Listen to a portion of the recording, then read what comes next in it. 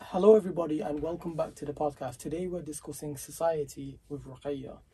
Ruqayya is a very special friend of mine. Hi. I'm very happy that you're here today joining us. How are you, anyway? I'm okay, alhamdulillah. Thank you for asking. Doing great? Yeah, good. That's good. It's going to be a very nice, up-hype podcast. So, introduce for everybody, kind of like when studying sociology, what you guys look into, what are the main factors, and how you think, kind of broadly, how society and sociology blend in with teaching us about life. Okay, cool. So, I've been studying sociology since GCSE, and I've finished it in university now. So I'd say throughout that whole journey, the main two words that I think were highlighted throughout the whole of that is structure and agency, which I, in my personal opinion, or like from what I've learned, I'd say like those are sort of what make up society as a whole. So when we think of structure, we're thinking of sort of more bigger systems that are part of society. So like there's a structure there that allows systems to occur, such as like family, education, media, religion, like these big things that have an influence on like individuals and like groups as a whole and how they navigate the world. Okay. So like structure's like the big thing. And then like you have agency, which a lot of people would know like without like having to study it specifically, but that is what you are in control of, like the choices you make, how much power you have over like what you do in your life, how it affects your life from the decisions you make, and whether that is in the context of like systems, whether that is you like sort of thinking outside of it. But yeah, I'd say those are the main two things that make up society. And then from there, it's figuring out like which one is more dominant. Are they intertwined? Are they always completely separated? Is agency a thing anymore? Like, do we even have power over what we do? That's a good question then. Or the decisions we make? So is agency a thing anymore? Well, let's start from that. That's a good point. Yeah, I'd say arguably, nowadays I feel like we live in a culture, obviously you're speaking from being in the UK, we live in a culture where it's very much emphasized like you do what you want and you make decisions for you and you don't think about anything else and you don't think about the consequences. Live your life. YOLO. Live your life. YOLO in that. Me personally, I'd say that the decisions we make are probably a lot more limited than we think. Right. I think we still make them in a way that's still appropriate enough for it to fit within the context of like the systems that we are a part of. Okay. Even if that's something as simple as someone trying to be spontaneous and maybe saying that I don't know, they quit their job and they're going to start something else. They'll still hand in their resignation. They'll still do like go through the protocols of what that means, and then they'll like appropriately look for something else like within sort of what is allowed or like within the laws of society. So you can only have a certain amount of freedom. Life is still a bit rigid because you have to live within the system. Mm-hmm. So I've always said this to people. I'm like, the system is brilliantly evil and it's genius. The system isn't, okay, it's not actually evil. You can achieve a lot of things. But the reason why I use that word is because you really can't get out of it. No. To have real freedom in the system, you need a lot of money. Yeah. You need a lot of that, so to speak, fuck you money. Mm-hmm. You know, which means I can do what I want, I can go where I want, I can live where I want. So for example, regular person has a mortgage, probably has a family, has a regular job. Now for them to get up and leave, they don't have fuck you money. No. But let's talk about a billionaire. Yes. Or someone who's very financially free. They can afford to leave their job with all consequences, whether that's if they got immediately stopped getting paid, or if they were told, you know, the ramifications are you can't go somewhere else. They don't care. No. They don't have to worry about a mortgage because they can probably afford to pay it off or remortgage or go somewhere else. So do you see what I mean? Yeah, they're able to retreat. Yeah, I get what you're saying. The average person can't do that. They can't. That's very interesting. Trust me, I've thought about it. And I can't. There's no money. But yeah. So I'd say agency is particularly important when you're sort of theorizing and thinking of like how people function, because that's what determines, I think, how much control we arguably have or don't have over Right. ourselves and how the world works. I mean, inevitably, like when we come into the world, the systems are already there. So like even when we grow and we learn about like our rights and freedoms or whatever it is, and like behaviors and things that we like and dislike, we're still learning about it in the context of like these wider systems that are already in place. So it's almost just like a given that we take on behaviors that at least complement that, I think. No, I get you. I'm speaking in a bit of a vague sense, but obviously we can go into specifics later on, you know, such as like how that works in terms of like school or the workplace or social life. Education is interesting because it's kind of set up. Everybody's accepted it. Mm-hmm. People are trying to get away from that. Flipping, there's something in my throat today. I don't know what it is, but it's very annoying. It's the eagerness, you know, to speak out, you know. Yeah, but honestly, I feel like I'm about to choke on something here. I don't know why. Okay, to get back on the topic. Look, 100 years ago, education was a thing, but as we all know, it wasn't for everybody. Right. It was for the aristocrats. It was for the higher class. And 100 years ago, I think kids in Manchester were still in mills. Yes. Right. So education is an old thing, but a very new thing at the same time. Mass education is definitely new. Like the idea that it's for all. Yes. Okay. However, mass education has very quickly started to become a bit more unpopular than it was 20, 30 years ago. Because I feel like before social media, before all the avenues that we have today, it was almost seen as anytime you go to school, you're successful, you're going to have a professional job, you're going to have a good job, a standard and stable job. Whereas now people are thinking like, I can do things on social media, I can be an entrepreneur. People are popping up like Elon Musk and Jeff Bezos and Bill Gates, who kind of have either dropped out or not gone to uni. And I mean, Jeff Bezos did actually go to uni. But for example, Steve Jobs didn't, Bill Gates, I don't think Steve Jobs did. A lot of people simply, but Mark Zuckerberg as well, drop out. So we're starting to see this rethinking of how important education actually is, especially right when you go on YouTube and you see people doing reaction videos, having millions of followers, right? Which takes time, it's not easy, but they're making more than your local doctor, your local teacher, everything, your local engineer. No, that really makes you rethink. And education isn't bad in what it stands for. No, like the premise makes sense. Of course. You want people to be educated. You want people to know, you know, their simple English and maths, for example. Those are standard skills that you need. For sure. In almost any job that you look into. But how important in sociology is it emphasised that school is important? I think it's important not just for the direct purpose of like education, but it's important for socialising behaviours. Yes. And like conformity. Okay. So it's there, like, even as if you look like in nurseries and primary schools, like the idea of playing games, like that in itself, the idea that like people follow rules and there's like roles and people understand like their purpose in like those little sort of more playful settings.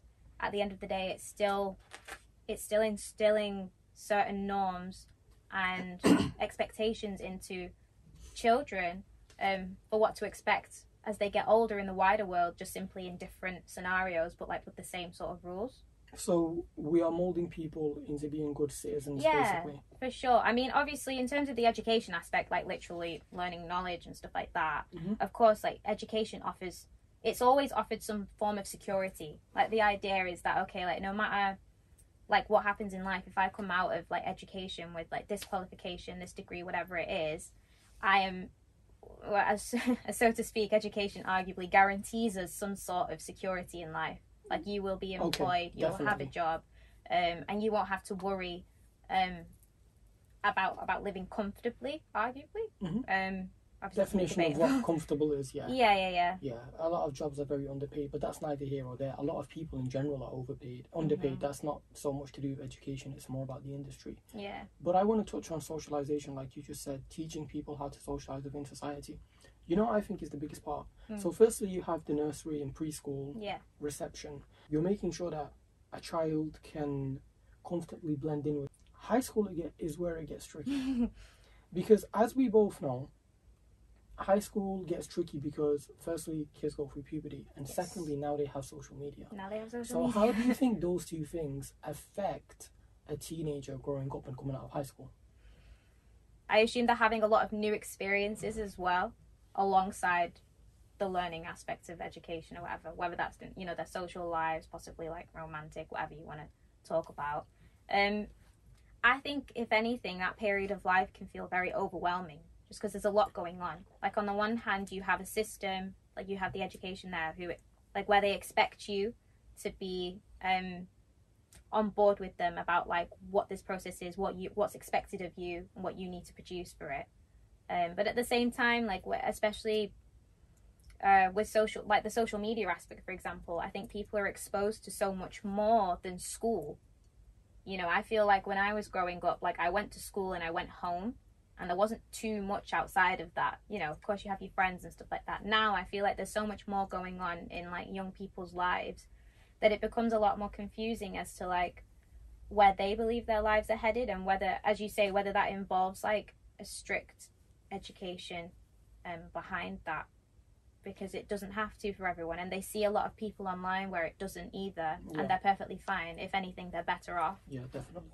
So it's a difficult one as to how it affects young people nowadays, obviously, because I'm speaking from an observation perspective as opposed to someone who's experienced it. Like, I caught up to things like really late in life in general, in terms of like technology and social media and all that. So it's not something I can speak on personally, but from observing it, I can see that I think it's just like there's a lot more choice, and therefore it's a lot more confusing, because you still have education that is adamant that like you should go this way, but it's now just an option of many, as opposed to this is the only thing you can do. No, that's very true. High school has changed a lot for kids, and social media hasn't helped. So when I was first in high school, we just about started getting phones. I remember my little brick. I told you the story, innit? Your brick. I had this like brick, and it randomly went off in class one time, and I'm getting this call from it. I'm laughing because of the ringtone that it was. Yeah. The cuckoo sound. I don't even know how. Some farm animals. I'm like, what the hell is this? And it's my bag. You probably woke up a few people in that classroom. I'm there laughing at everybody, and it's me. With it being a brick, though, that's it. that's what it's there for. I still remember it was like year 7 or year 8 maths. But that's how new phones were, because even at that point, we didn't have touchscreen phones. We didn't have unlimited internet. Internet was a big thing. The first phone I remember having that had a decent amount of internet was like this little Sony Ericsson Walkman phone, and it was just about touchscreen, and it was like smaller than my palm. And but now, kids are born with social media, and they want Facebook pages and Instagram pages. But the reason why I brought media up in the concept of high school is because I think starting off in high school and into later life into uni, the primary socialization of a child has now changed. It used to be that the hierarchy would have been, I don't know, dominance in amongst social groups, how popular somebody is. If they were a girl, how attractive they were, maybe. If they were a guy, how physically strong they were, or how funny they were. Whatever it was, that the hierarchy often set itself in a playground. Are we looking at like the social hierarchy of education? Yes, and you kind of, like, whatever high school you go into, even to this day, you can kind of tell where the cool kids are and where they're not. That's just a common thing, right? And ironically, in that early stage of life as well, being an academic doesn't make you popular. No. I say ironically, but anyways, the point is, I am trying to paint a picture for you, and I want you to explain how you think the social hierarchy has changed from this generation to the previous one. Because clearly now, there are other ways to be popular. There are clearly other ways for you to grab the attention that you want from the girl you like, for example. Right. Because when you're a 14-year-old kid, as we've all been there, you like a new girl every other day. And they're always inside your head, but you don't have the bravery to do anything. Yes. Let's talk about that. Okay. Let's talk about how social media is affecting the way people feel about themselves growing up, and the new social challenges that arise from that. I assume this is specifically for young people then, if they're growing up. Yes, so let's talk about how it begins in high school. Okay. and how you think social media impacts them now, Mm-hmm. and then we'll start talking about college and uni. I think uni is a free for all. I think no matter who you are at uni, Yeah. you'll find a group to blend into I because agree there's with just so many people. I Whereas agree. in high school, it's very easy to feel left out if you don't have Facebook friends, if you're just not popular. Let's say you're a bit of an introvert in general, Mm-hmm. and you can get bullied for anything in high school. Yeah, for and sure. social media makes it harder for kids these days. And that's what I'm saying. And I think with everything that you know, you could really paint a good picture of this. Okay. So young people now in this like sort of As physical opposed setting. to us or people before us. Yeah, because I feel like we possibly related a lot more to like the cheesy films that came out when they show these very polarized groups in high schools. You know, like, Yes. you've got like the popular girls are walking down the Mhm. hallway, and you have like these set groups. Mean Girls and stuff like that. I think now it's a lot more blurry. I Mhm. think you do have your sort of typical characters in school. Like you have your comedian in a classroom. You've got You never lose that. No, you got like your bad boys in a corner. Mhm. You have the pretty girls. But in terms of how people can feel a sense of acceptance, I don't think it anymore fully relies on the school environment because people have other environments they can go to online. Yeah, okay. So you don't have to feel lonely. I don't think so. So if an introverted person who didn't have many friends, for example, 10, 20 years ago would go home, Mhm. have nobody else, maybe feel very bad about that. But now you're saying they can just go online. Students who play video games, for example, and how it affected their like sort of social, physical, emotional well-being. And stereotypically, like in sort of media rhetoric, it's very much like all these things are like bad for kids and it's bad for like any type of health. But what I found like through looking at the data is that, which is like anyone can find it online as well, like it's not hidden information. But if anything, it either didn't affect their like health, whether we were speaking about like social, emotional, physical, or if anything, it was better for them because people felt a sense of community. Like, so that's in like the more social aspect of like these types of environments. They were stimulated. So that helped them feel, like maybe a sense of achievement when they were doing things, whether it's with games or speaking to people or whatever. And it didn't necessarily stop them as well from living like a generally healthy life outside of it. So I think people are a lot more open now to just sort of getting their satisfaction, feeling content through other means other than like groups in schools. Right. Yeah. But one thing that you can fairly say has spiked up during the social media era has definitely been child suicide. Yes, okay. And I think you said a definition of a failure in society is when you see mass suicide. For sure. I think suicide in general, I think as like any society who has anyone committing suicide, I think really needs to reflect it's failed on why. Yeah, for sure. Because if anybody reaches that point, then something's gone wrong along the way. Whether it's something that they haven't shared and they've internalized, whether it's been something very obvious and just hasn't been addressed.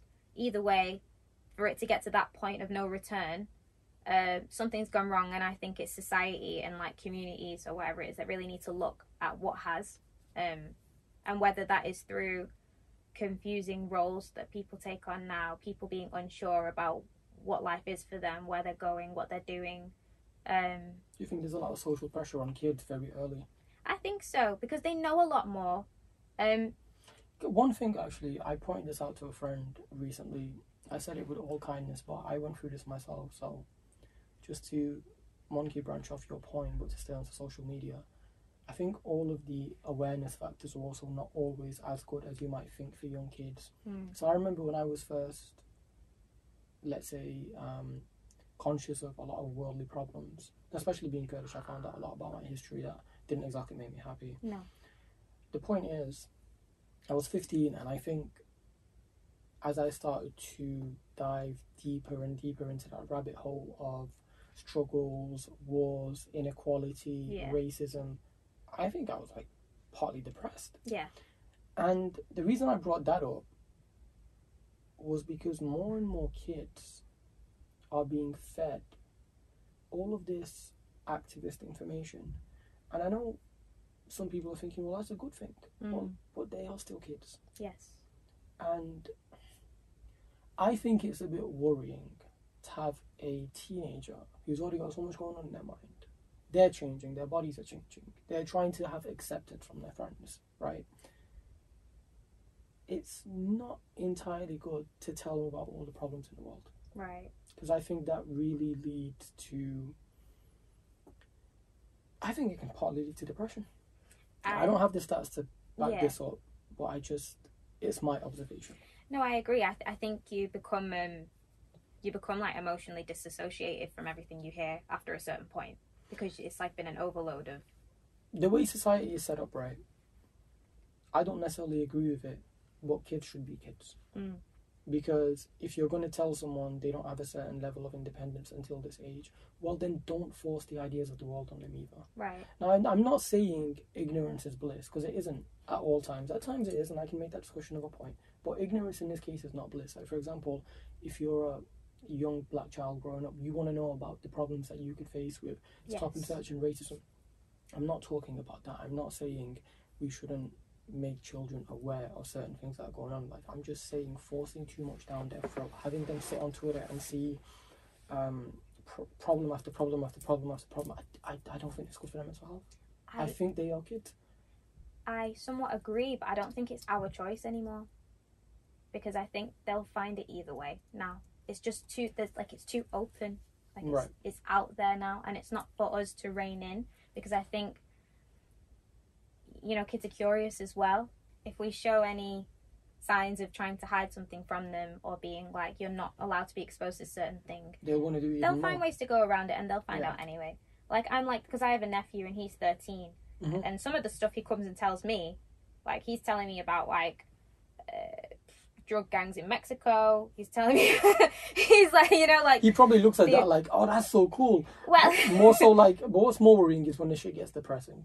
Yeah, but I think what I find important in that sense is for him to be able to talk about it. Right. So he's not consuming this by himself in a corner alone and figuring out how to process this and how he should feel about it. He's expressing it. He's saying, like, oh, look, I saw this. Or I think just the other week, like, he mentioned to me, like, oh, I came across this video of, like, I don't know where he gets his, like, the cartel, like, murdering someone, you know, as like a threat to someone else. And I was like, how have you managed to see? And he's like, oh, it's on TikTok. Oh my god. And I was like, oh. Everything is on TikTok.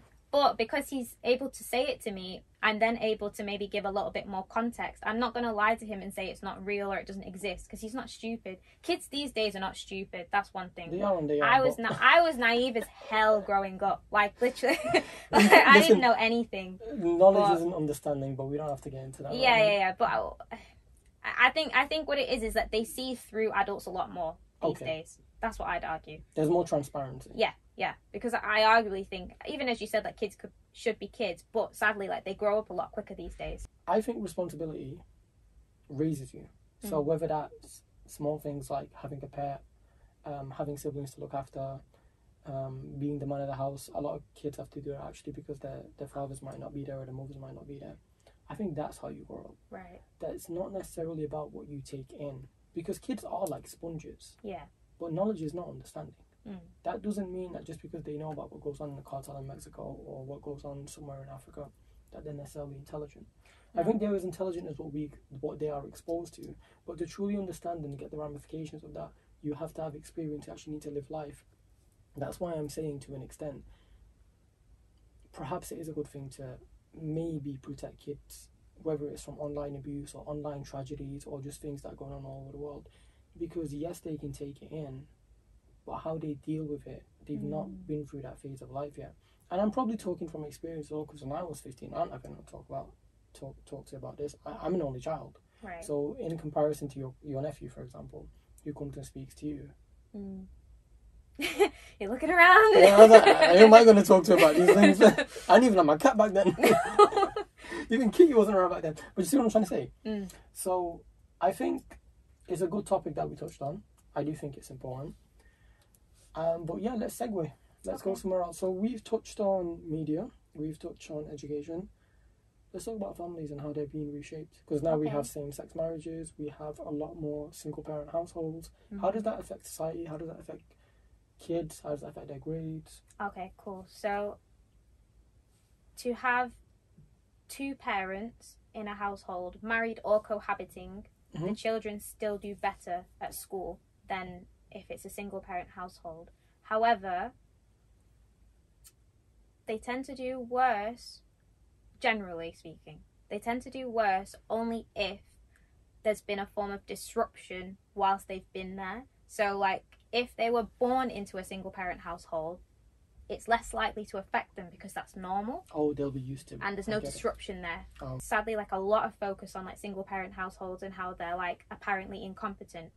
And I personally don't think that's the case. I think me and you both come from single parent families, don't we? yeah, but with me it's a bit different. Simply, in my case, my parents have still taken somewhat of an equal role. It's just been separately. So is it like you would be at your father's house for X amount of days? Yes. And then you're at your right. Whereas myself, I've always lived with my mother. Yeah. Right. Okay. And has that been since you were born? No, I was 8 when they divorced. Okay. Yeah. So arguably that has a worse impact than if you were to What are come you into... I ain't saying anything. I'm just... I'm just messing. Let's talk about facts here. Oh But I would say that... Someone just went deaf. Like, statistically speaking, that would have a more negative impact than if you had come into the world and you'd already just lived with your mum or with your dad. Right, because it's the disruption. A child having to adjust to a divorce yes. is much more difficult than a child who probably never saw one At and just that hears age as about well. it, like, oh, your dad isn't around. Yeah. Okay. Yeah. He was never around. And the sky is blue. Yeah. Gosh. Okay, good point. How are kids from same-sex marriages integrating into society?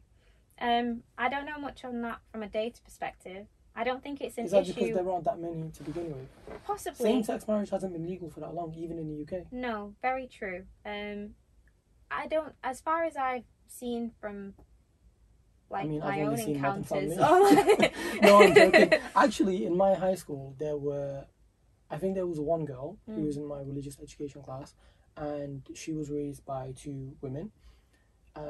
She seemed like she was doing fine, but she definitely had more liberal views right from the outset. Okay. Now, obviously, because I was young and 15 and 16 years old, for me, the only answer was ever, Islam is right and God is right. So naturally, respectfully speaking, if she ever talked about gay marriage, I was like, well, that ain't right. You're like, no, babe. But that's because I was young and I come from a Muslim background. There's a big difference.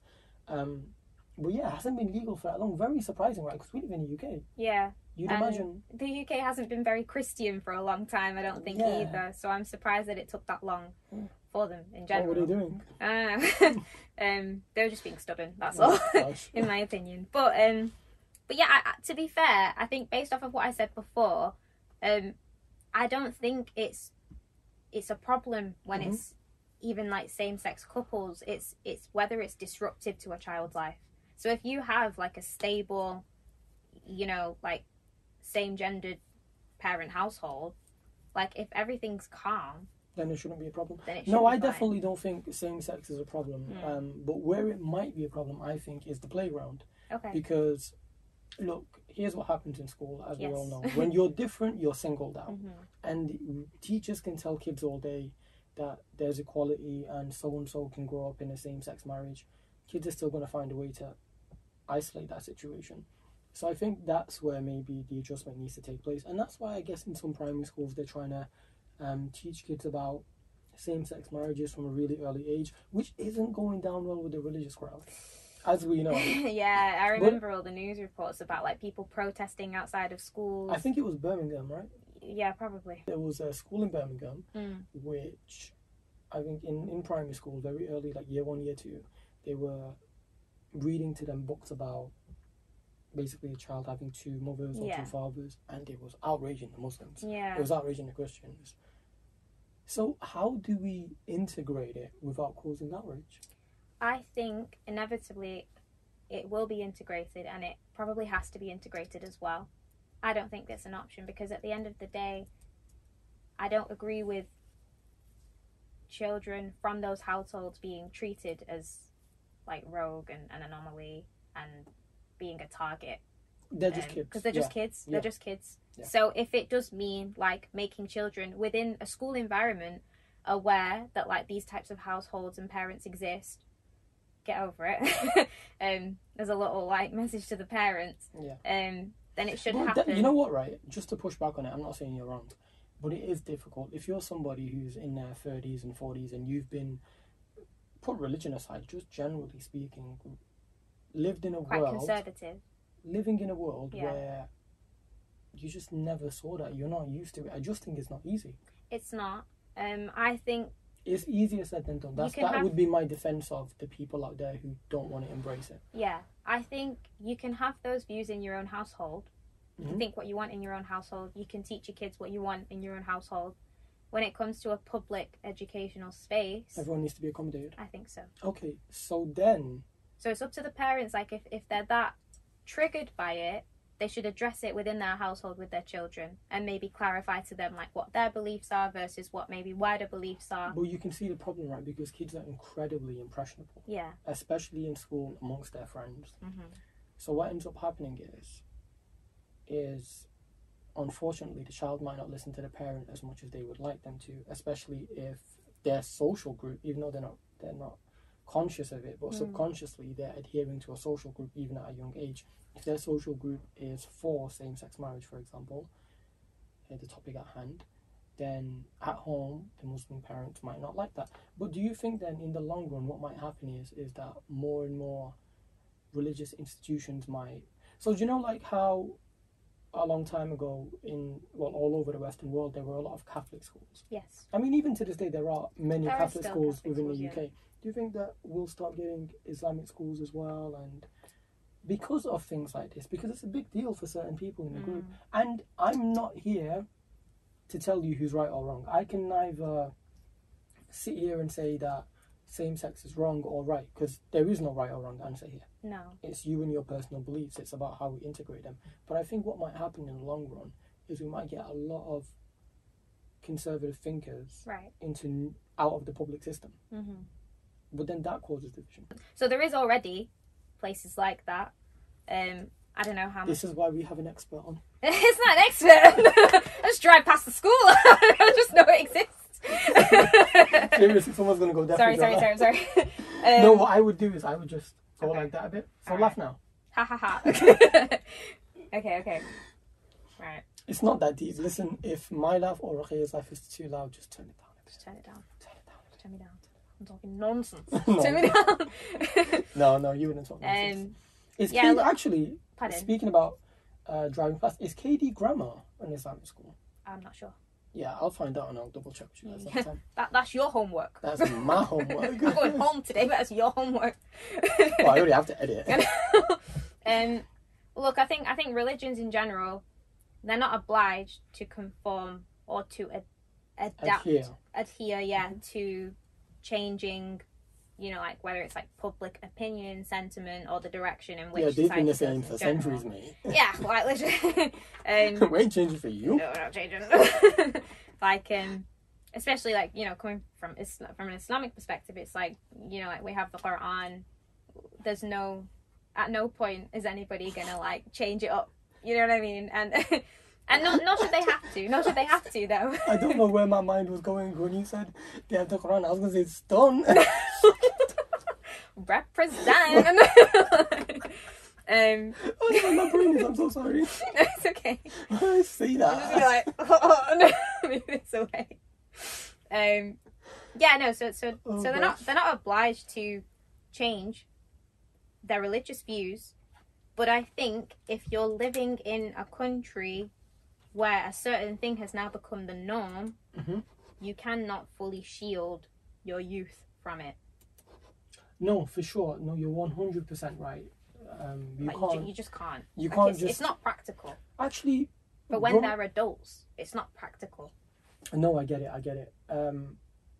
Growing up, because I come from an Islamic household, one thing that my mum always tried to hide, push me away from was girls. Mm. But then when you get to high school and it's all mixed and this girl's pretty and that girl's pretty, do you know what I mean? So what I'm trying to say is you actually can't. Mm. You know, you can tell your kids all day, oh, you shouldn't be dating, you shouldn't do this, or you should look at her like your sister, she's your friend.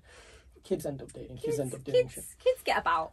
We're curious. We're curious because that at that age as well, you're just starting to really develop. Now, your prefrontal cortex doesn't even actually develop properly till you're 25, but your curiosity and your opening your eyes, so to speak. Mm-hmm. To be honest, I swear there's kids in primary school now that are like dating and stuff Oh like yeah, that. like it's completely normal because of what they see. Let's get down to the stats of education because I saw something very interesting yesterday. I saw that in GCSE, Mm-hmm. the rate in which kids get 5 A to C's is 49.9%. Right. So that's basically 50%. 50% of kids get 5 A to C's. 1 in 2 kids. And that is a general average of everybody. Right. However, the smartest kids by far are Chinese kids. Yes. I think about 76% of them, if I recall correctly from yesterday's research, get 5 A to C's, and then Indian is after, and then you have a free-for-all because you have then like the gaps are smaller. the gaps are smaller, yeah. So you have, for example, white, but then non-British white, and then black African, black Caribbean. So, for example, black African was 46%, black Caribbean was about 38%. Yeah. So how does race affect kids growing up in education? Yeah, so in terms of ethnicity, you're right in the sense that Chinese students do the best, black Caribbean students do the worst, in terms of getting... Actually, there is a new category. Sorry to cut you off. Go. This is a bit of a minute category with all due respect to that group. But the new category that they've put into the census, which was just done like a year ago, was Gypsy and Romanian. Right. And they get 8%. Okay. So that's worse. But Yes. I really don't think that's even a category with all due respect to them. The reason I say that is because there's so few of them. So I don't know what we're actually counting here. Yeah, no, you have to, like, unless it's like an equal amount of students across the whole spectrum that they're including in the data, it can be a little bit skewed and a little bit... So let's go off your point, which was black Caribbean kids do the worst. Yes. So that's the general gist at the moment. I think those were like 2019 statistics. Not that long I ago. believe, yeah. Considering we had a pandemic in between. Yeah, because they always publish the next year, you see. Yeah. So... But they're always... The corona cases this year, I think, might have been a bit of an anomaly in certain ways because kids couldn't be kids. Kids weren't at school. Kids didn't have the regular distractions. It might have been easier for them to get their work done because they were at home all the time. So let's go off just the general consensus. Okay. In what sense? The grades. Oh, do you mean with ethnicity? Yes. Okay. Yes. Yeah. So Chinese students do the best. I was reading an article yesterday that was talking about whether it is to do, like, whether achievement is to do more with, say, for example, you know, like whether families are like have money, the structure of the family itself, or whether it is more of a cultural thing. So whether it is families like instilling certain values into the kids, which makes them want to, like, say, work harder or whatever it is. Do better in school. Yeah. And I'm sure, like, whether you read about it or not, I know there is like a stereotype out, like it's a given that, like, we sort of know that Chinese students in general... Oh yeah, I've watched plenty of Family Guy. Peter has taught me everything I need to know about stereotypes. Like, they take education very seriously. They do. Just, like, no matter what type of family background they're from, like, whether it's, like, working class, middle class, like, they take it seriously and they do well, like, the stats show it. With Black Caribbean, arguably it might be different if you then also include gender. So if you was like Black Caribbean males, females, like the females, like, because females in general do better in school. Yeah, I was gonna say, guys, girls are fully taking over. Sorry. No, sorry. in every race, in every level across the board, girls outperform guys academically. Yeah. That is a norm right now. So you're right. Like, no matter what group you have, if you also add gender into it, the females of the group will most likely be doing better. Yeah. Gonna have house husbands. Yeah. Well, it's a difficult one because relating it back to suicide, so it's like 3/4 of the suicides in the UK are male. That's a lot. Yeah, that's a lot. It's a lot of males. We're just losing to suicide. the highest rates in terms of the age groups, it's middle-aged for both genders, like male and female. So I think for males, it was like in between like the 50 and 60 mark, or the 40 and 50 mark, and then like for females, it was the 50 and 60, or vice versa. But middle-aged in general. However, for young like males and females, it's increasing.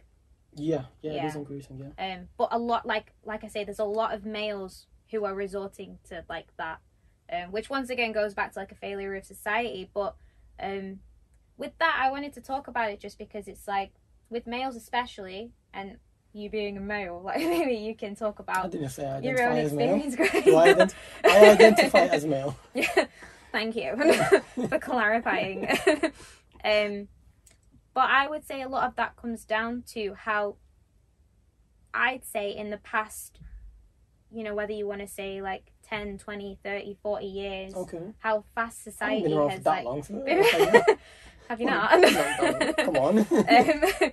How rapidly society has like changed in terms of what they expect, especially from like males these days. I think it's become a lot more blurred.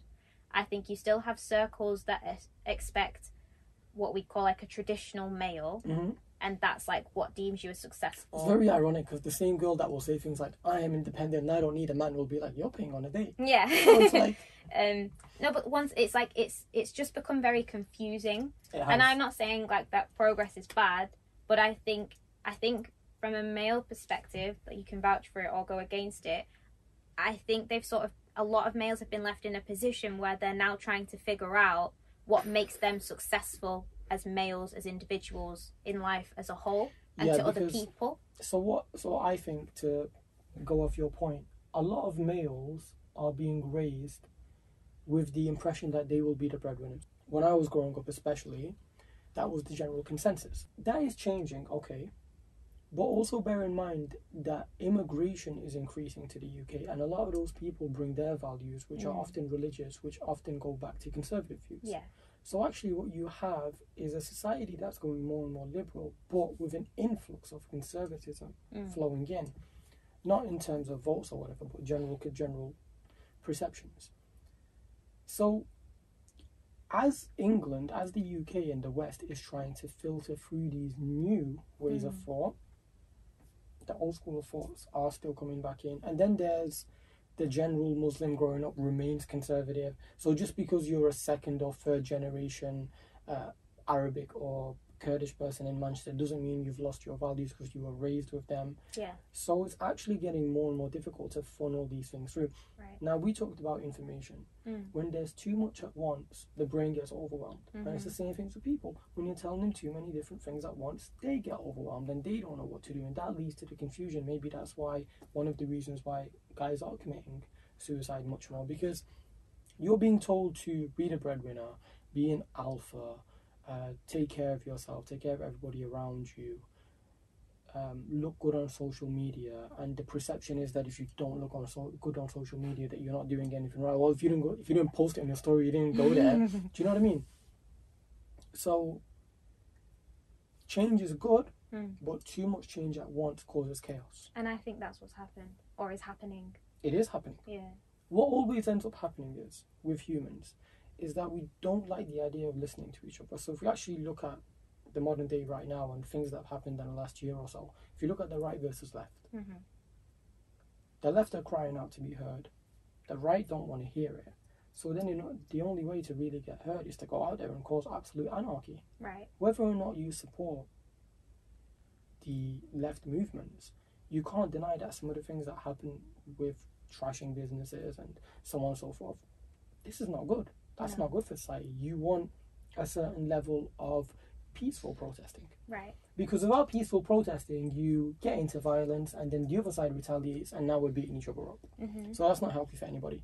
But I'm giving that example not to say to take sides, but just to say this is what we always do. We do not listen. And I think that's just how dumb we can be as humans. And the people that we put in place to implement our wants and needs, these politicians, they're more full of shit than everybody out there. Yeah. You're right. I'll give you an example, right? Nancy Pelosi in America. When Trump was still in power and was talking about the idea that, oh, look, the Chinese virus is coming, and it was quite racist to say that, of course, right?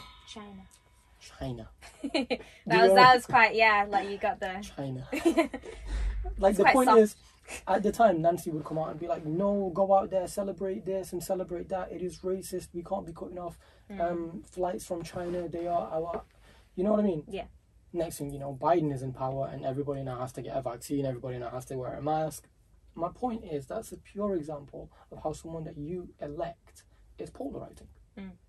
And then that confuses the people, because whether it's Nancy Pelosi in America or whether it's like somebody here in England like Boris Johnson, you can't have polarizing characters that don't want to unify, because then the people don't want to unify. The fact of the matter is, a lot of sides, then, the people pick sides. Yeah. And if everybody's picking sides, all we're getting is a bigger fight. And it's quite easy to do as well. It's quite easy to pick sides and then consume only from that side, which is also another big problem with like media and social media, like CNN, Fox. Yeah. No, because obviously with social media, like if you have a page, whatever you consume, it shows up more of it, right? So you're just consuming more and more of your own opinions. And you know what ends up happening? What's even worse? Everybody gets on board with the war. So, for example, the CEO of Twitter is very liberal. So one of the things that Twitter does more is silence conservative voices. Yeah, which I don't think is right. It doesn't matter what anybody is saying. If they're not insinuating violence directly, if they're not being gruesome, there's no need to take them off. I don't care if somebody is stupid. Let them talk. They have a voice for a reason, and just because you have a position of power does not mean that you get to silence them. Like, we in the West sometimes are very holier than thou with the fact that we have freedom. Well, then let's not take it away from people. No. And just because you are in control of Twitter, it doesn't mean you get to go around silencing the right voice. Yeah. I actually think, and I'm not a pro-Trump guy, but I actually think silencing him was also a big mistake. Like, yeah, no, for sure. Like when he was banned temporarily, right? Or is he still? I don't know if he's still banned, but he was banned, and he was banned off Facebook, wasn't he? He was banned off Facebook and Twitter. Here's the thing, right? This is a very important point. Everybody listen. This actually goes to show you the power dynamic is changing. Because whereas once upon a time, 20, 30 years ago, the politicians were arguably the most powerful people in our society, we're realizing now that social media isn't just influential, it is powerful. Yes. Like, if you can be the leader of the free world, so to speak, if you can be the president of America and get taken off Facebook, doesn't that make Mark Zuckerberg stronger than you? And they also, because they're private, they don't have to act for the public interest. Yes. They can do what they want. Yeah, and this is also the other controversy with Facebook selling off your data. Yeah. So on and so forth. We could delve into this all day. But before we got off on that wonderful tangent, we were talking about kids and race and gender and and grades and no, but it's important to go off on tangent because when something's in your mind, yeah, of course, it's really important. I have something else to say. The reason why it's so impressive that Chinese kids do well is because I think as a group, the Chinese population make up like 0.7% of the population. Yeah, that is crazy. So they're up against the odds numbers wise for it to even show up that they do well. And they do better than everybody. And actually there's a new study that's been conducted and found that, you know, in places like Harvard, they're deliberately not giving places to Chinese students because if they did, more than 40% of their overall students would be Chinese. Wow. And then they wouldn't look inclusive. Yeah. So in academic institutions like Harvard University are deliberately, basically, not in a racist way, but they're punishing people for being Chinese academically. They're saying there's too many of you, you're all too smart, and if I take you in, then in the broader sense of society, we don't look inclusive. Yeah, they have to meet quotas elsewhere. Do you not think that's a bad thing though? Like, if you're an academic institution, surely, like for example, the NBA is pretty much all black. And we don't care because we know that black athletes tend to be better at basketball and no one cares because that's the better level of competition for us to view. Right.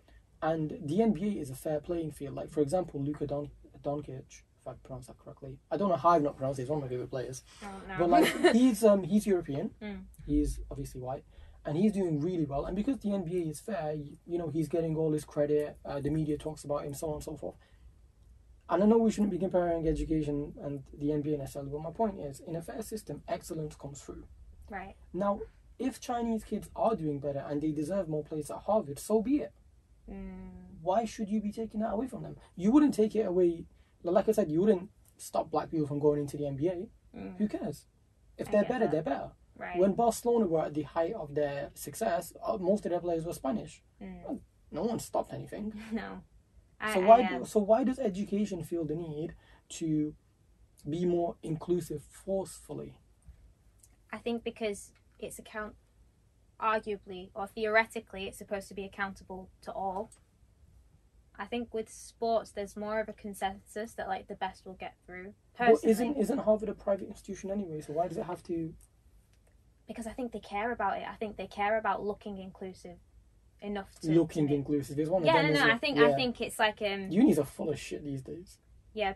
Sorry. Institutions like whatever it is, like September. Especially because obviously they rely on like people to join it. They care enough about how they look, to look like acceptable, like moral beings. Look, I get it. I'm just saying that's wrong. Okay. I don't know if you agree with that. I think because of a lot of the circumstances that a lot of ethnic minorities especially are in whilst trying to achieve, whether it's good grades, being accepted at good universities, I think that deserves to be taken into account to an extent. The circumstances that people come with.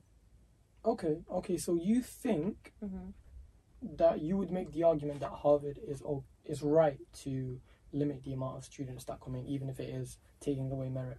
I'm going to say yes. Okay. No, it's fine. Yes. We can disagree. That's perfectly fine. I could think about it afterwards and have a change. At this moment in time, I'm going to say yes. Okay. Yeah. Let's talk about the gender roles. Because we talked about gender, but we haven't talked about gender roles. So how do you think that's changing now? How do you think that affects people in society? Oof. As a female, it's changed a lot, of course. I think, I say alhamdulillah. Like I have good change. Yeah, good change. I have a father, for example, who not just once but expects me to get a job pretty soon. Yeah. Actually, he's like, "Girl, we need a mortgage." Like, I was like, "Okay, go." So like, I have a parent who has talked more to me about like me doing well at school and getting a job than he has about, say, getting married, for example. That's good. Yeah. But at the same time, if I were to get married, you wouldn't be against it, I guess. It's not just that he wouldn't be against it. He would still agree with the fact that, like, say, the male in that scenario would be allowed to take on somewhat of like a dominant role, whether it's through financially. Yeah. Okay. You go from one world of being like almost like fending for yourself, supporting yourself, and being told that like that's what you need to do, to another. I think gender roles really come out when it comes to relationships. Right. I think as an individual, when you're by yourself, it's easier to like jump out, go from one to the other in some sense. Obviously, it does depend what type of household you come from. Like, a lot of people do live in like quite conservative households still, where even like until maybe someone that gets married or they're with another individual, like they're still expected to abide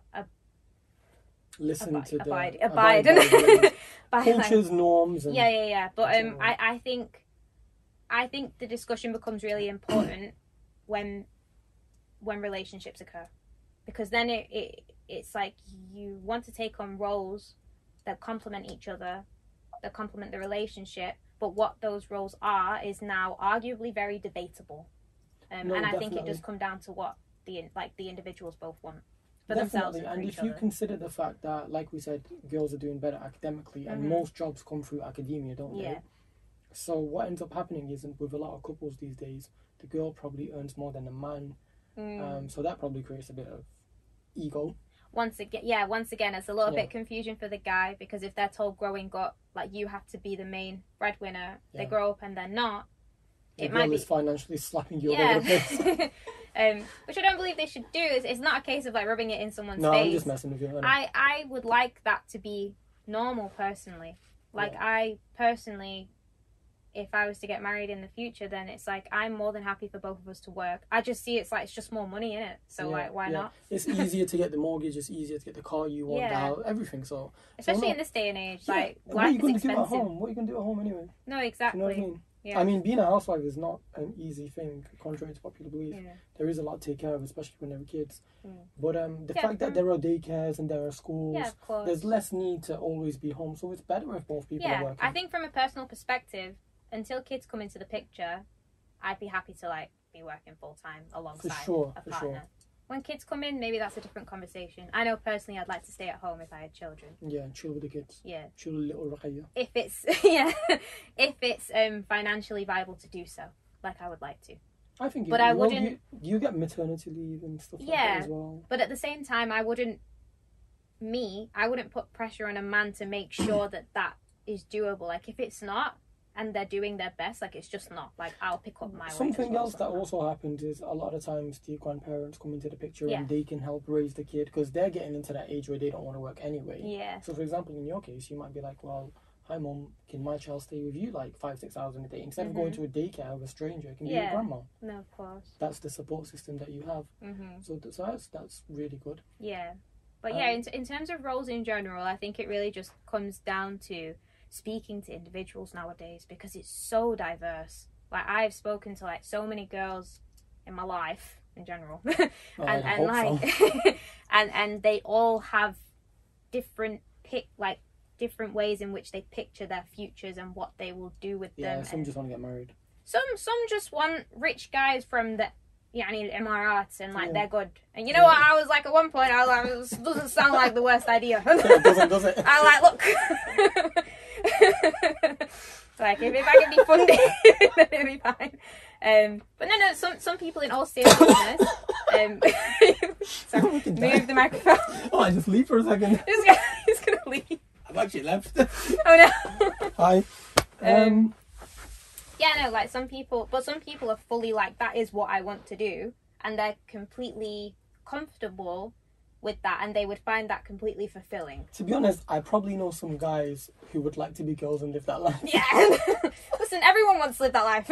Like, I don't. I have way too much of an ego. Who would not want to low-key live that life? I have way too much of an ego to let someone just do everything for me. Really? But that's me. I don't like handouts. No. I mean, if it's a marriage, it's not a handout. No. With Like respect, if it's it's them not. fully being like, I want to do this. You made the like, pledge. Yeah, you signed the contract. You're stuck. Yes. Okay, yeah. So. Yeah, I think, yeah, with gender roles, nowadays it really just comes down to speaking to individuals in your life. But you know those people, not to get stereotypical, but let's see if we can. Right?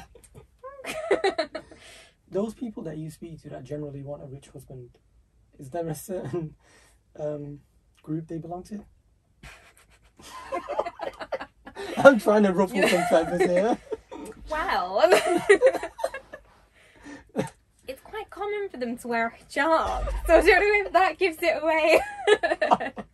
It's like I'm asking to get It's one of counsel. those things where, like, because for us, like, within the religion, that's acceptable, like, that's fine. Yeah. It's fine for a woman to not have to provide financially within a relationship. Yeah, so what me and Ruqayya are basically saying, that jokes aside, that sometimes being raised in Islamic household or a conservative one in general, you are told it's acceptable for the man to do everything. Yes. You then have a very important role, and most women actually, contrary to popular belief, do kind of wear the pants in a relationship. Like, do you get to say what happens at home and what doesn't happen? Of course. Like, it's not that they're silenced. No, they're not. They They're just not have always different silenced. things that they do. No, definitely.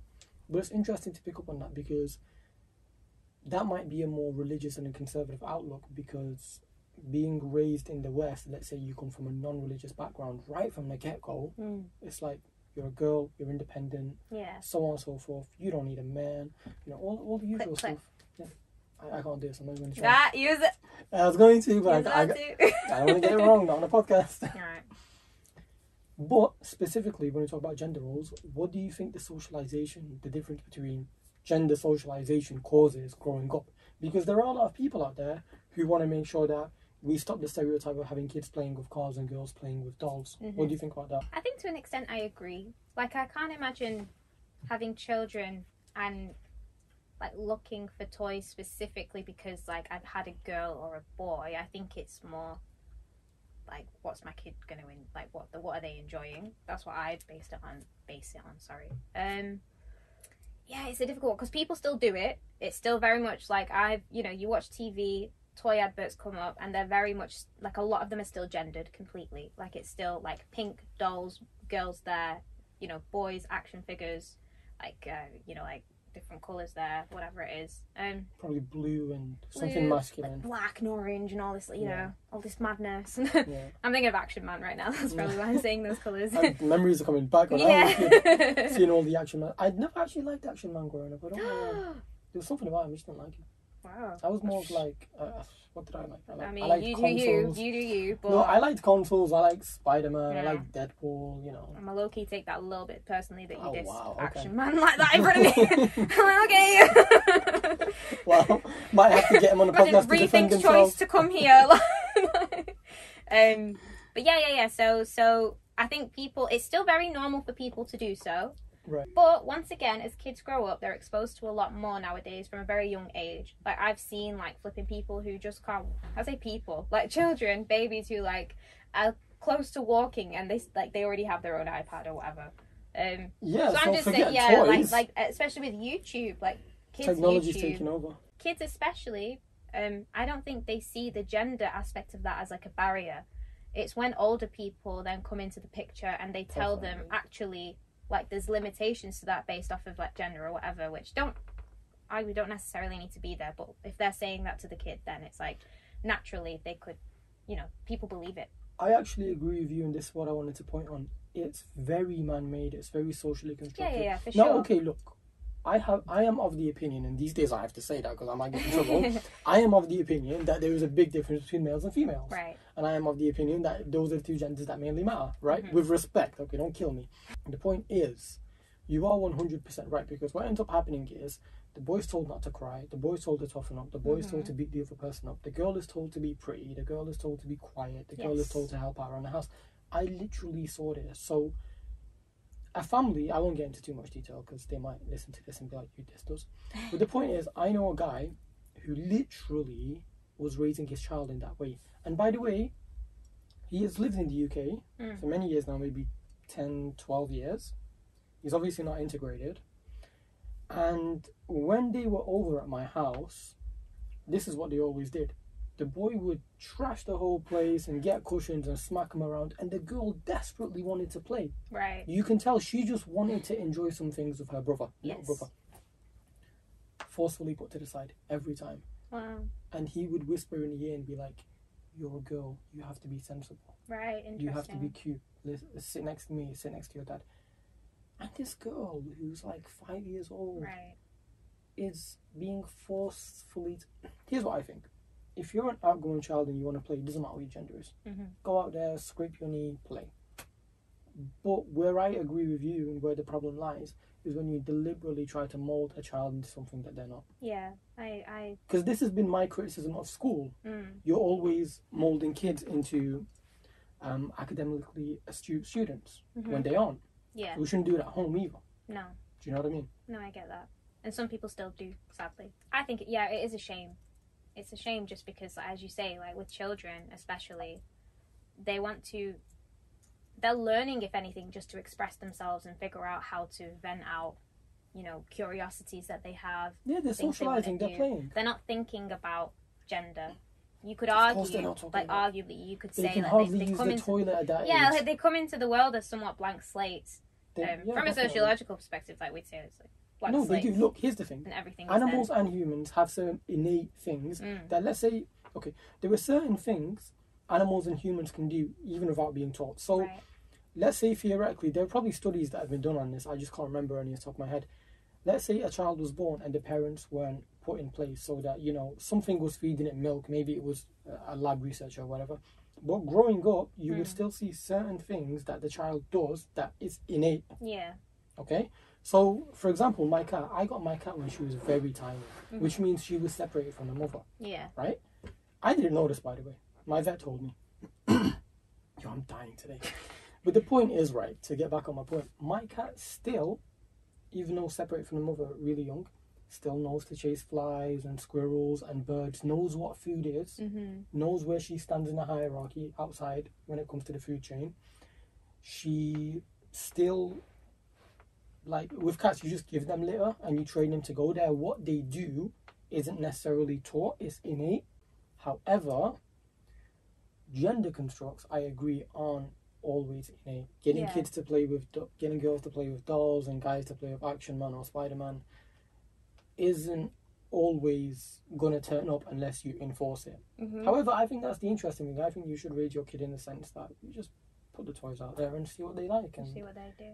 But yeah, I agree. I think gender dispositions, alongside like many other things, I think they are dispositions that are instilled through environment, through systems, through individuals that are within the person, like the child's life. That's your nurture. Yes. Yeah, it's not your nature, it's your nurture. But I must say one thing, I can definitely see why certain families wouldn't like the idea of their son, for example, being too feminine, because it's different. And as humans, we're not very good with change. No, of course. So all of a sudden, if you yourself were raised as a man always playing football, and now your son is pushing that pram around, right, it might not sit well with you. It looks weird because, once again, you're not used to it. But anything that's weird is basically anything that's not normal, and that can be molded in any society. So in certain societies, for example, not having freedom is normal. Yeah. Working for minimum wage is normal. Having 6 kids per family is normal. Yeah. So it really just depends where you go with it, in my opinion. For sure. But I do think that both sides are a bit wrong here, because you have one side, the left side, saying, let's just get rid of everything and no more gender constraints whatsoever. Even if we hear of drastic changes, whether it's through things that have happened like through the news, whether it's through legal changes, whatever it is, that alone doesn't change people, because we're too prone to our dispositions at that point for that 100%. To change. I'm going to give you an example though of someone who defies change. Okay. In a good or bad way, you can take it. I mean, I actually have a perfectly clear stance on this. I don't necessarily support the transition of trans athletes in sports. Okay. So, have you heard of the entertainer rapper called Zuby? No. Okay. Zuby, from London actually, he broke the record, the deadlifting record for all women, by identifying as a woman. Just before the lift told the committee that I identify as female. Right. He went on to deadlift, I think, 238 kilograms, which is 525 pounds. He broke the record and then said, I no longer identify as a woman, I now identify as a man. He was making the point that it's a bit stupid, if we're being perfectly honest. You can't just let trans males or females go into the sporting world. But what do you think of that? That's interesting, isn't it? Yeah, I've watched a few videos about that, simply because it's been, like in the Olympics, you know, they had like one of the first trans athletes in weightlifting from New Zealand, I think, this year. Was it a trans woman, man? What was it? So it was a trans woman. So a man who became a woman? Yes. And so, did she end up winning? She didn't actually. Oh, well. Yeah. So for your testosterone.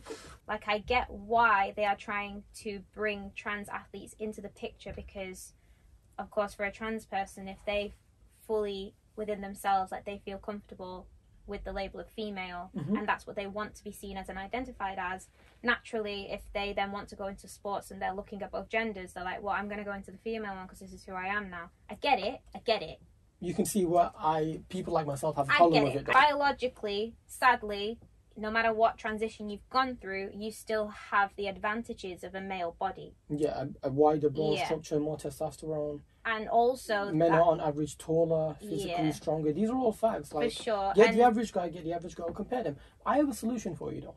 Oh, go on. Just create another section that says trans athletes. Yeah, no, definitely. I think that's what it is. There just needs to be a third section. If they have enough athletes who are trans who wish to participate, have a trans section of sports, because it's gonna, obviously now it's early days, but you could say worst case scenario, it's simply going to destroy female sports. There was actually a clip recently going viral. I don't know if it was this year's Olympics, but it was a trans man, so a woman that became a man. And unfortunately, in the relay race, she was the only trans in her team. Right. And as soon as she started running, she just got lapped. Right. So her team and her were in the medal positions. I think they were in the top 3, like, leading up to the point where she basically receives the baton, and then it's one of She those just where got- it sort of speaks for itself, because if you look at male sports, Yeah. you have little to no trans men breaking records. You just don't.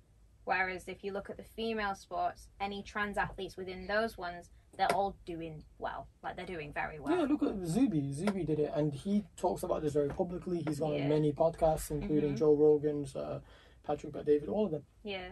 And he even says it. He said, I did it to prove a point. He didn't think he would get that popular of it. Now, naturally, he got popular with the right-wing crowd. Yeah. The left didn't take it very well. I see. But some people on Twitter were saying, don't be a bigot. He identified as a woman during the lift. So it's acceptable. Whereas I think, I know, and we all know Zuby was trying to basically prove a point, which he did very well. But to not allow for these things to happen, seriously, we need to look into things a bit better. We can't... Okay, here's the thing. You can't always give people things just because it makes them feel good. I think you also have to think about who else is in the picture, because Yeah. if that then means you're disregarding all female athletes who have also worked just as hard for this, like the particular sport And they we're can't speaking about. control that biological Yeah. difference in their body. No, exactly. Serena Williams actually said in an interview one time, she was like, most male tennis players would beat me. Mm-hmm. And there was another very famous tennis player, a European one whose name just eludes me. She came out and she got in trouble for saying that. For Really? saying, we don't want trans athletes here. It's unfair. She got in trouble. Yeah. You know, so I think we need to really rethink it. If there are that many athletes who are trans anyway, I think the best thing is to just put them in trans categories. Right. Let them compete, give them all the glory they want. We're not saying you can't do I anything. completely agree. I think a category to themselves But would it's be ideal. hurting females who, like you said, have spent decades training. Like the Olympics come around every 4 years. They Yeah. train all that time to be a part of the Olympics. Hmm. A trans athlete comes in and just takes the piss like that, I think. Yeah. And I'm sorry if this offends anybody, but that's just my opinion. Raya's opinion is a bit different. She's a bit more liberal with it. But it's good to get both sides. It's good to get both sides. No, of course. The only way to fix things is to get opposite opinions in. Hmm. Speaking of athletes, though, Hello. athletes are more and more taking their mental health seriously. Yep. Simone And- Biles. Yes, I was just going to name her. What do you think of that? I think she was right in doing that, especially because of the sport she comes from. I was watching, so I don't make it out like this is all completely my own words. I watch a commentary channel. Am I allowed to say it? What do you mean? I don't want to do like promotion for some random No, channel. of course you are. I mean, you just quote Action Man for like 20 minutes. That's true. I defended Action Man. Yeah, I don't know if you've ever watched them before. Aber and Preach. Mhm. They're on YouTube. They do commentary just on like events or like scenarios or reactions to things. And they spoke about this as well, and I was really on board with what they were saying. They were like at the end of the day, the sport that she does is extremely dangerous. Like, it's extremely dangerous. Every time she goes on that beam, like, she's low-key risking her life. Yeah, what is it that she do? Gymnastics. Yes, Like, okay. yeah, Yeah. so- and then so- there's the wooden beam, which she... Yeah, like, a slight mistake on something like that, it could cost you a lot. You know A- what I a mean? big injury, if you could break a land the leg or wrong something. way, you could become paralyzed if you land the wrong way. You know what I Okay, mean? okay. So it's very serious. So Mhm. for her to say, where my head is right now, I am not fit to go on that beam. She has every right to do so. Yeah. Like, who is anyone else to say no? Go risk your life.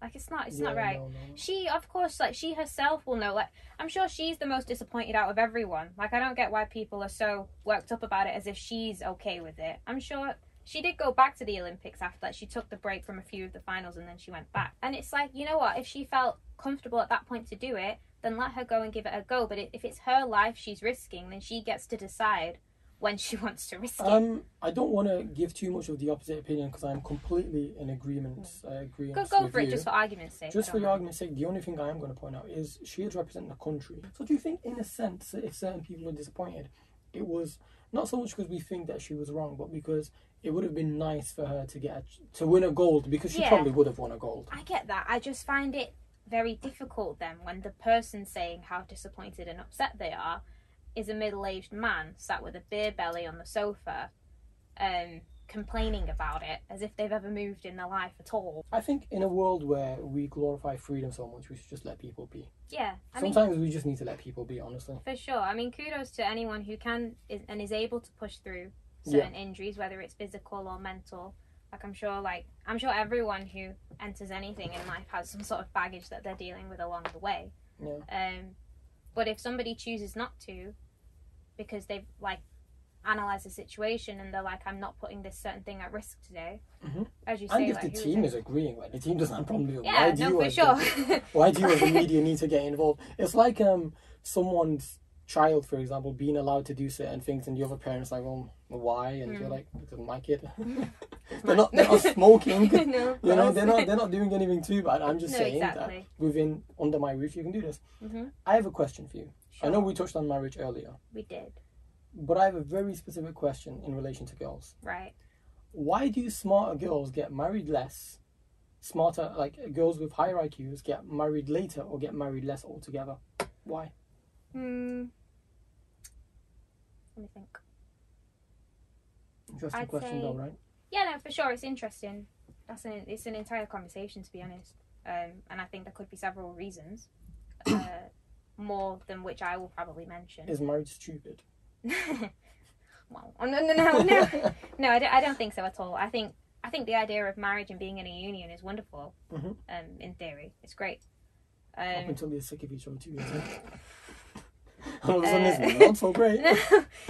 Like, God, can I break my vows? Look, I think if you have girls who have done well for themselves and they're able to take, whether it's qualifications, whatever they work for, they're able to take it further and they're able to focus on that and they're able to receive gratification from doing so, it does, I feel like naturally, it doesn't make it sort of, marriage goes from being the ultimatum of life to being an option.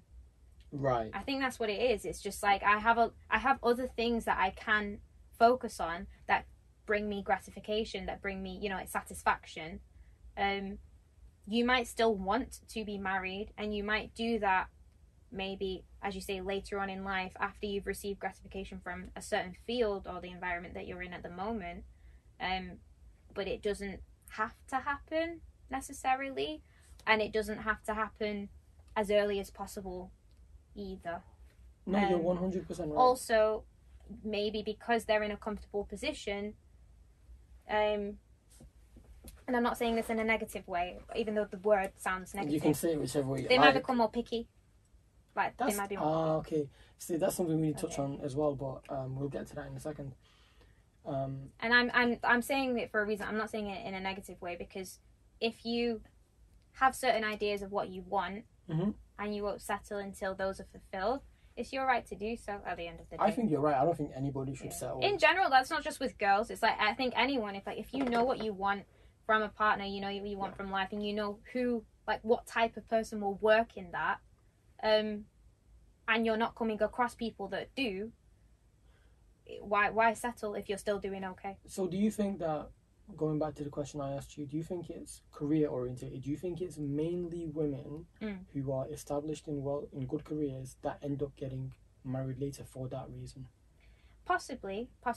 I think that could also be. It's a lot easier to do that when there's no one in the picture. I'm not thinking about girls who maybe are in relationships whilst they're being successful and then they're just delaying the marriage aspect of it. I'm thinking of people who are fully single, who are like, why am I going to go out on my way to go find someone when I'm doing okay right now? Yeah, relationship is a huge amount of effort. Yeah. If someone's in a relationship whilst they're doing well and they delay the marriage aspect of it, I don't really have an opinion on it. I can't really comment on it. But when I saw that stat, I was very, very intrigued, because the stat literally said, look, women who are smarter get married less and get married later and have less kids, I think. They have more options. I think, obviously, in the past, as everyone's probably aware of, like, women had a very specific role in life. They were brought up to be, whether it's housewives, child carers. If you look at the general gender roles, they're not forced upon people. So, for example, one thing that I will say about society is it doesn't force you to go and be something. Let's be very clear. No one said to males that 90% of you now need to be engineers and said to women, 90% of you need to be nurses. So sometimes it's not actually about how we construct gender roles, but more so what people do. Yeah. For example, nurses are predominantly female. That's their choice. Yeah. So then if I say that women make better nurses, that doesn't making it bigger. No, you're It just doesn't- saying it because the majority are. Because it's what I see. Yeah. And that is what becomes the norm. Mm. Surely the norm is what is practiced. Yeah. So when we talk about gender roles and socializing kids, sometimes with or without socialization, there are certain things that men go into and certain things that women go into. You still think without socialization? Yes, 100%. I think by the time you get to uni, of all the things that you could be, okay, so let me ask you, why are so many nurses female? If we're going to say that we as a society are constructing this by subconsciously teaching these norms, well, now we're trying to get rid of them, but the results are the same. I think despite there being a rhetoric that we're trying to get rid of them and now certain things are acceptable and actually you can make your own decisions and do what you want, I don't think that necessarily takes away from what has still been ingrained in people. And I think it's a much more slower process than verbally saying, actually, you can do what you want now. Takes time, you mean? Yeah, Okay. I think it takes a lot more time than just putting the options in front of people and then expecting them to be spontaneous and different and pick something else, because now suddenly it's like, actually, you don't have to think about gendering, you don't have to think about the type of job you're, quote unquote, like suited to, like you can do whatever you want. I still think it's like people still need time to get their heads around that. Okay, so you think it's a change that might take a few generations? I think it could. If it doesn't, then you've proved me wrong. And like, Well, it's not me. it's the stats. It's not me, it's the stats. It's Yeah. people like Jordan Peterson. They point to the Scandinavian model where kids are in. He points that out a lot in his interviews, doesn't he? Well, I think mostly because the people who end up interviewing him are lefties, Yeah, as I like to call them. yeah. So the lefties always push and he has to push back. Mm-hmm. But this ain't a JPEP. We'll do a JPEP. Jordan Peterson, my homeboy. I'm joking, unfortunately, I don't actually know him. But One day, one day indeedy. one day, inshallah. But yeah, no, I just want to throw that out there. Thank you. Well, you're welcome. Let's briefly touch on relationships. What do you think happens? What do you think the pressures are of being in a relationship at a certain age, in your early 20s, in college days? How going to college maybe kind of indirectly puts people into relationships because you're kind of socializing with guys and it's easier and so on and so forth. You said a lot there. And maybe it's different. Sorry to cut you off. Maybe it's different from high school, because in high school sometimes guys go to all guys schools and Right. girls go to all girls school. Yeah. But yeah, just touch on whatever you want. Do you have more of a specific question? Only because. No, I really just want to get a perspective of relationships from a girl. But when we do relationships part 3, I might get Okay. you back in here actually to talk as a girl. Okay, cool. But where do you think the differences lie in a male's ideology when looking into a relationship and a female's? I think, from my experience, Mm-hmm. it feels like males go into relationships a lot of the time, maybe despite not knowing what they want. You could say females do that as well. I know from my perspective, I think, especially like from a younger age, I went into relationships probably thinking I knew exactly what I wanted, and then learning from that and realizing what I didn't want, and then taking time to be like by myself and learning more about like what I like and what I don't like and what I'd expect and what I bring to the table. And taking that time to oneself, I think, is really significant, and it makes a lot of difference when you utilize the time that you spend alone. I don't mean literally alone, like in a room alone by yourself, but I mean as a single person. Like if you don't utilize that time to actually figure out what you want, what you like, sort of like ground rules that you'd expect in any form of relationship, that can even arguably come into friendships as well. It becomes very difficult then when you meet a person, you have feelings, you like them, and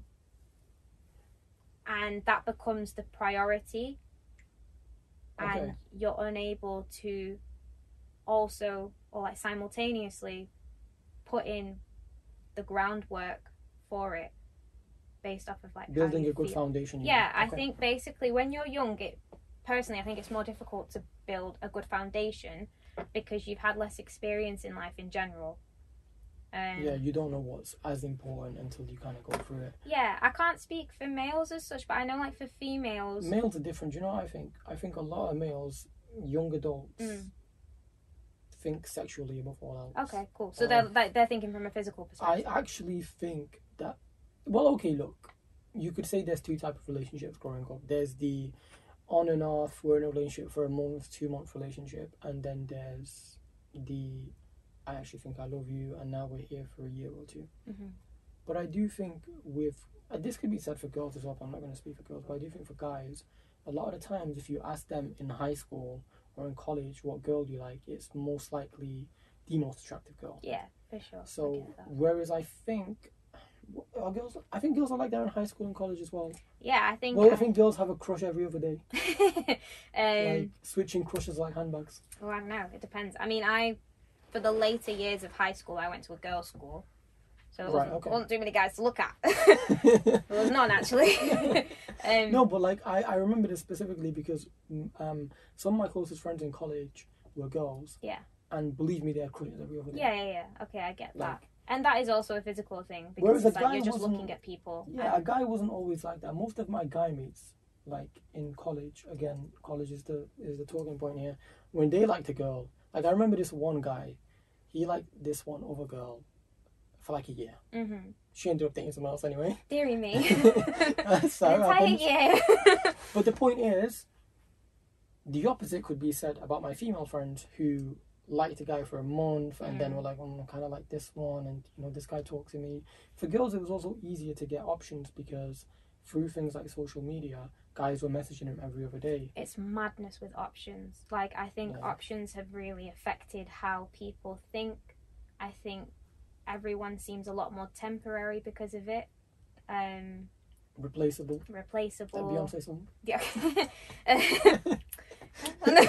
Someone's listening right now on YouTube it.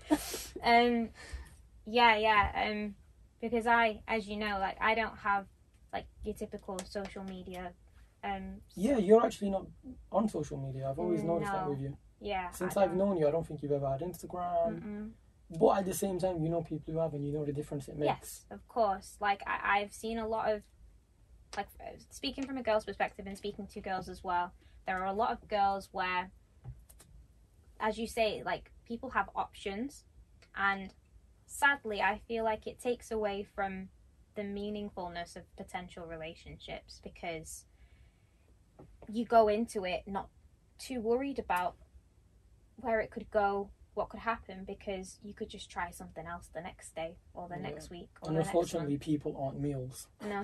So you can't just switch up a recipe and expect a decent return. In order to get somewhere, you do have to put the time and effort in. But the problem is, when you're young, you don't really care, like, I guess. No, I guess. I mean, you'll say you do, but... Yeah, I think everyone cares for as much as they are... I think people think they care, and then you have experiences, and you learn, and then you look back on actions and you realise, wow, like, maybe I didn't, or maybe my version of caring or thinking that I was dedicated to this thing or putting my all into this thing, it was completely warped and different from where I am now. Yeah, that's definitely. a bit vague, but no, it's not vague at all. I think you're painting a picture very well here. Thanks. You're welcome. Castle in the making. No, I'm just thinking, I'm like going down memory lane here with college. And yeah, it was chaotic. Yeah. Out of all my friends in college, there was probably only 2 that were consistently for a long time in a relationship. Right. And even then it was a bit hectic and chaotic for them because they were young. Yeah, of we course. We all were. And you don't know how to deal with jealousy, you don't know how to deal with distance, you don't know how to adapt to each other's cultural norms. So when you put Islam in the mix as well, it becomes very messy. There's always that one girl that breaks up and like just like, oh, that's it. That's it for me. Back on my deen now. It's like not sure how it works, but it's fine. It's like all the quotes on Instagram. Oh my god. Sometimes God takes you away from a situation to bring you to a better one. Here's what I think, right? End quote. If dating is haram, so to speak, then why would God constantly What? No, you just like... Let me be literally devil's advocate here. Let me literally bring devil into the equation and just like think of the excuses. Wait, why would God constantly put you through haram situations? So you can stop, maybe, I don't know, like, so you can be like, hold up, stop it now, like, let's not. Maybe it's that, like, maybe it's like he's waiting for you to make the right decision. I'm gonna be pissing some people. I just Look, I did the way. I just don't think a good lesson is taught through sin. You don't think so? Does God teach through sin? Yeah. Because what? Yeah, for sure. God teaches you through. No. Wait. Let me rephrase. Okay. You can learn through it. Yeah. You're supposed to sin in order to become a better Muslim. But I'm fighting. I'm challenging this narrative which some girls have, which is I've been in 3-4 relationships. They were all the will of God, and God is now teaching me to be a better person. No. Okay. Relax. I think it's very important to always take accountability, especially if you're coming from a religious perspective. Yeah. Like if I've done things in my past, I don't say You did them. I did them. Thank you. I chose to do it. I'll face the repercussions, you know, I'll ask for forgiveness, I'll do what I'll need to do. Oh, sorry, microphone. But That's the holder. do what I need to do. But you still have to take full responsibility. So you see what I'm trying to say now? I get that. I can. Some guys do that as well, which is even weirder.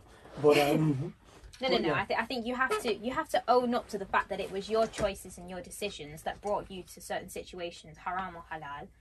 If we're speaking about it from an Islamic thing right now. I mean, I'm not even trying to be holier than thou, by the way. But you know that it's your choice and you take accountability and Everything you're is not putting it on like the greater plan or like the will of God. It's like, no, that's I think once you've passed like 3-4 relationships, the greater plan went out the window. It's gone. You threw it out the window. Now you're reading your plan. Yeah. But it is hard out there for people, and yeah, definitely. options doesn't help. Yeah, I mean, especially ironically.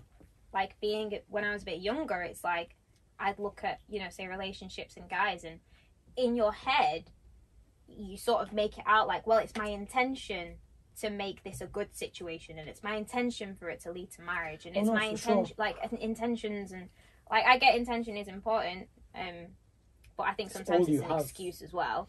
Look, I'm not out here to go after people. I do believe that they are trying, and they, let's say, do want to be in halal relationships, so to speak. We've put a proper Muslim twist on this. Yeah, it's going to proper but like Allah.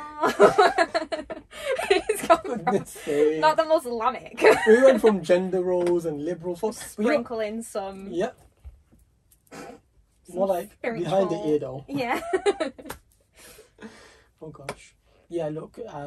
They're not trying to sin, and here's the thing: that the absolute truth is, religion isn't as important as we think. And I think, if not for parents and the institutions that we come from, a lot of us wouldn't even take religion into consideration. Now, let's be very blunt about this.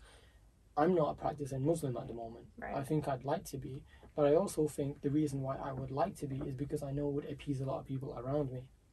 So we got to be very honest with this. So when we say things like, well, you know, I don't want to sin and I want to pray and so on and so forth. Well, maybe you do, or maybe you just don't want to disappoint your parents. Right.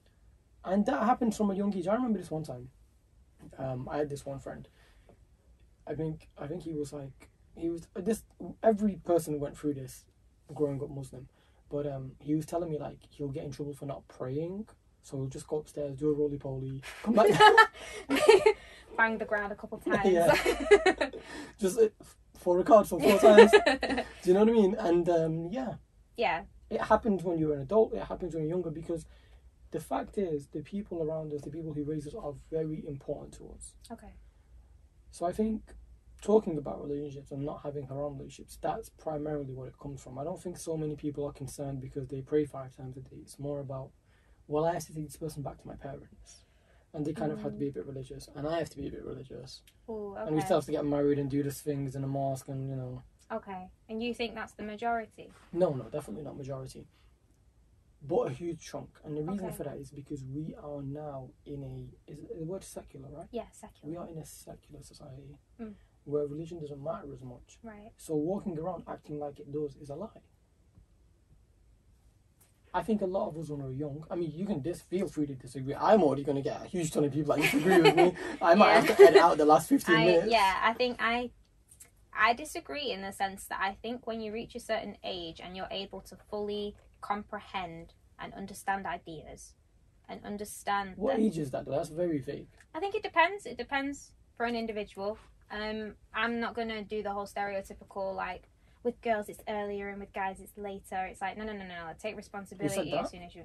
Many like you know the stereotypical like girls mature faster. Wait, I think they do though, actually. Oh, you think they do? The girls in my life are smarter than the boys in my life. I I'm think sorry guys, but that is fact. I think they're forced to, so they do.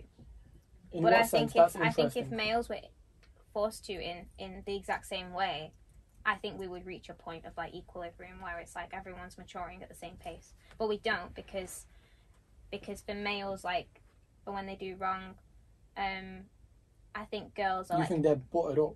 yeah.